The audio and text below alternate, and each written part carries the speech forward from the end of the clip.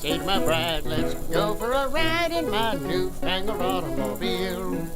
Just where we will go, nobody knows, but it's sure a great way to feel.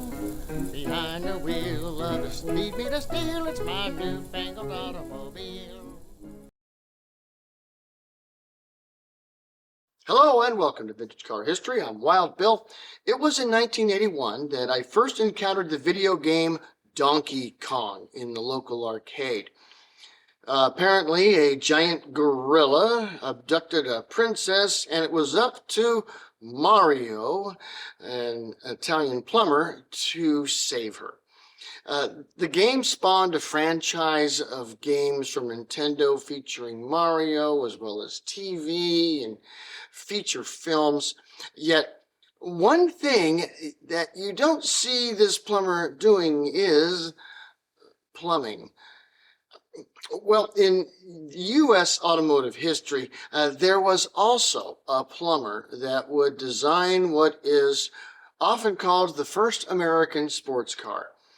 So let's take a look at the Mario of American cars, the plumber Finley Porter. Finley Robertson Porter was born in 1872 in the town of Lowell, Ohio, which is a small town just a dozen or so miles north of the border with West Virginia.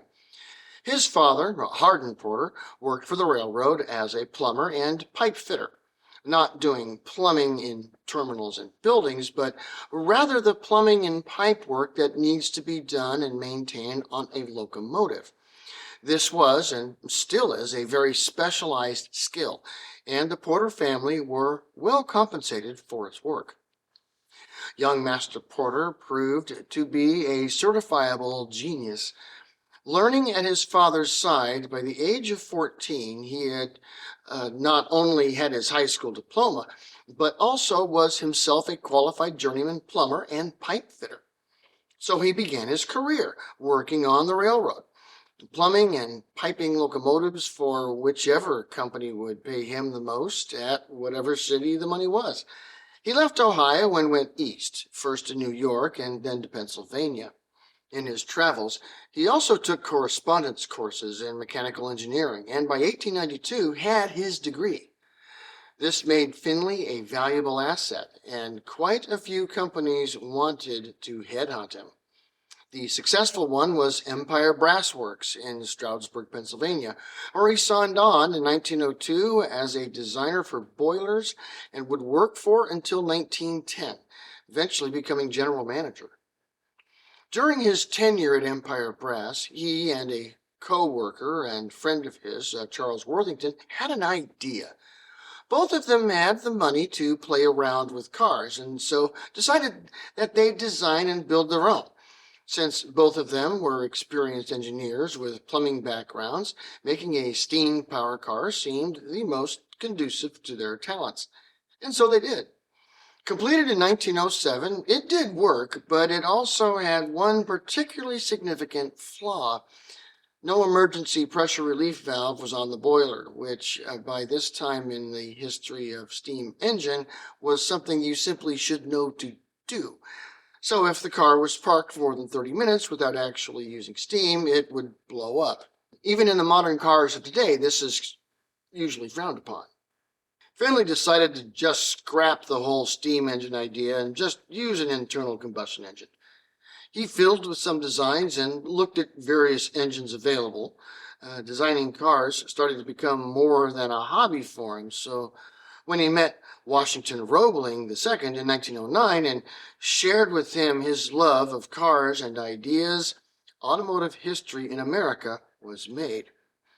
Roebling, along with a few other friends of his, had just formed a new company, Mercer, named after the county it was located in Pennsylvania, and were looking for a good engineer.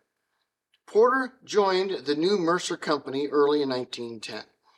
Mercer was producing their own car at the time, designed by Roebling and his partners. It was available in a few body styles, and though a good car for its market, wasn't particularly remarkable. Finley got to work. He decided to rethink the car market and design and build what is often hailed as the first American sports car, the Mercer Raceabout. There was nothing like this masterfully engineered car on American roads. 279 cubic inch straight four engine cast in two blocks, putting out over 60 horsepower. 3-speed transmission, low slung chassis for better center of gravity in the turns, shaft drive, and just looking at it, you could see how Porter elegantly added lightness. The Raceabout was agile and quite fast. It could cruise at 50 miles an hour and more all day, and it's been said that they could reach 90. Porter continued to improve on the Raceabout for the next few years, and that car is amongst the most sought after amongst car collectors. Mercer entered Raceabouts into 6 sanctioned races during that time and won 5 of them. The man himself left Mercer in 1914 to found his own company, FRP. The company did not last long, and he left the automotive industry in 1916 and eventually became an aeronautical engineer for the aircraft manufacturer Curtiss. And like Mario, Finley Robinson Porter was a plumber that did something extraordinary that had nothing to do with plumbing. Thanks for watching Vintage Car History, and we'll see you next week. Peace.